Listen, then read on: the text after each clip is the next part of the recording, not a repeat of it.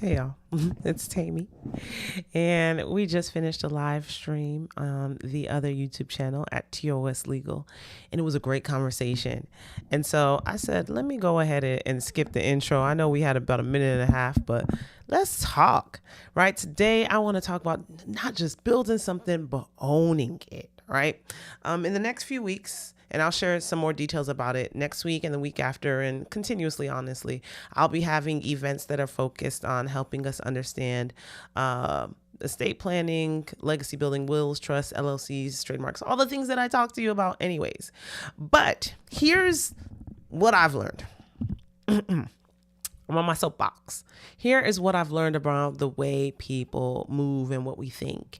All right. So oftentimes I've gone on the journey of sharing mindset things. I've gone on the journey of sharing legal strategy. And what I have found is oftentimes many people get stuck in survival mode and they get stuck in building mode. So oftentimes they are building for the purposes of surviving. Now, you might be asking yourself, hey, Tammy, what do you mean by that? That might look like you are consistently trying to figure out, okay, how do I get more money? How do I get more money? How do I get more money? Which is fine. I'd be trying to ask myself, how do I get more money? Right? So I'm not knocking that. It also might look like you have like 800 different businesses, right? And yay for the creative. There is nothing wrong with having lots of businesses. There's nothing wrong with getting more money. There's nothing more with accumulating more. But when do you take a step back to decide, now that I've built, how do I protect? Because what I have found is that in many instances, people are quick to build, quick to accumulate, quick to add. But the transition from a mindset perspective, from survival, right, into ownership, survival into sustainability is difficult. And it's often because we create this sense of, when I accomplish X, then I'll be ready to protect.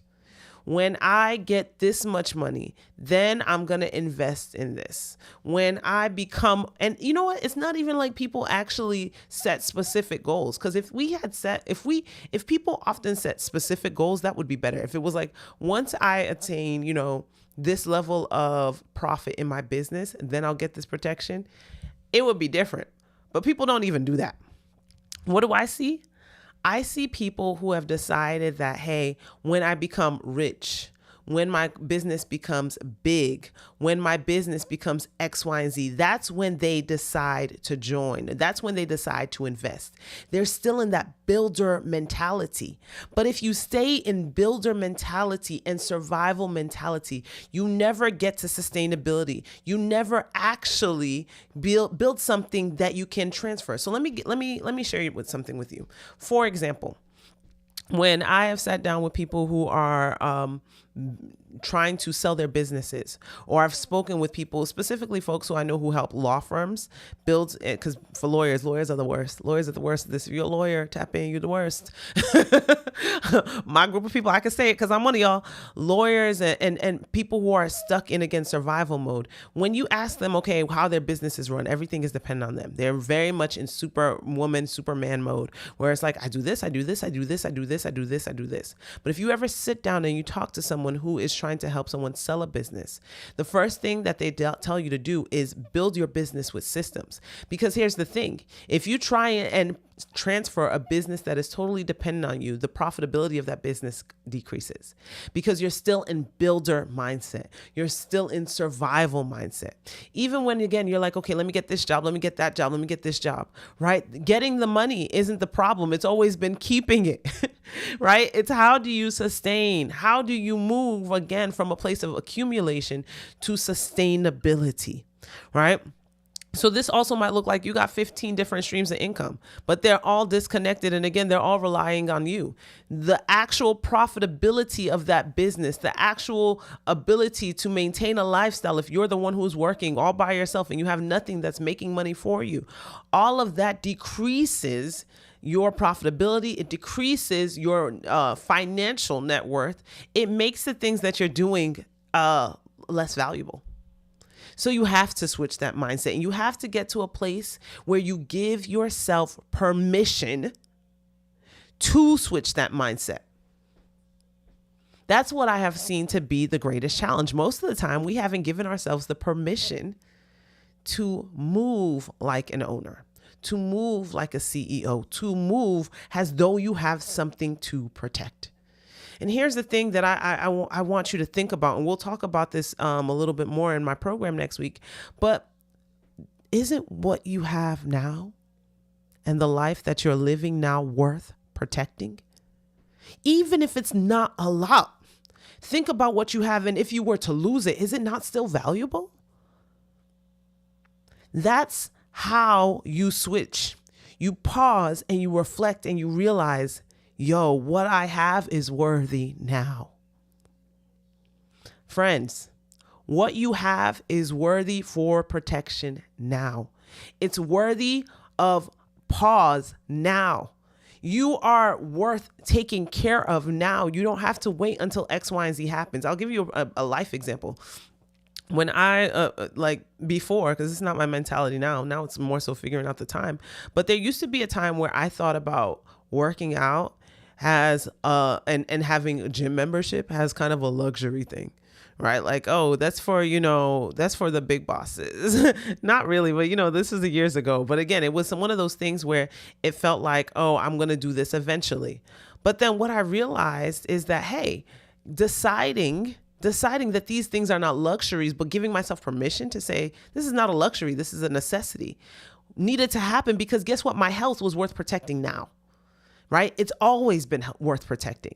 But again, when we have that survival, that only building mindset, we don't allow ourselves to access this other part of our brain. We don't allow ourselves to access the resources that are available, the information that's available, because we're still waiting for this moving target. We're still waiting for our businesses to reach this destination that's called rich, or this destination where it's called X, Y, and Z, right? We're still waiting for ourselves to become, I don't know what it is, but it keeps moving. And because it keeps moving, we never, ever actually access it. What if the next level that you were talking about was just a matter of permission?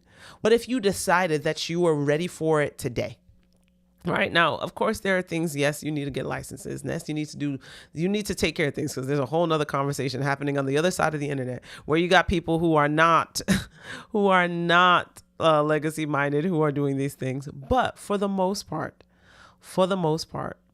we want to make sure that people are really considering what it looks like to move from this just building mentality and just surviving mentality to ownership. And there's a couple of things I want before I kind of wrap up, because again, we just did another live YouTube channel. You should definitely check it out. It was great. But there's some things that I want to make sure I share. Number one, there's a secret trap. There's a trap, and you need to be aware of it, right? Cultures make this the habit because it allows certain people to stay in power, and it keeps other people underneath other people's power, right? It is a matter of permission most of the time. You decide that this is worth me protecting now, and I will take the steps to protect it now, right? And I'm a woman of faith. So what I started to think about the story of Joshua and Caleb, right? And so in the scriptures, it talks about how when it came time to enter into the promised land, right? To be a generational changer, right? To do something that had never been done before in their generation, to enter into a new season. There were people who did not give themselves permission to dream. They did not give themselves permission to see themselves conquering the giants that were in front of them. They did not give themselves permission to think that it was even accessible and possible for them. So when they got to the promised land and they surveyed it, they said, we can't take this on. Those people are too powerful for us. This is too big. This is too hard, right? That's what they did. That's how they moved. But there were two people, Joshua and Caleb, and the scriptures tell us that they had a different spirit inside of them.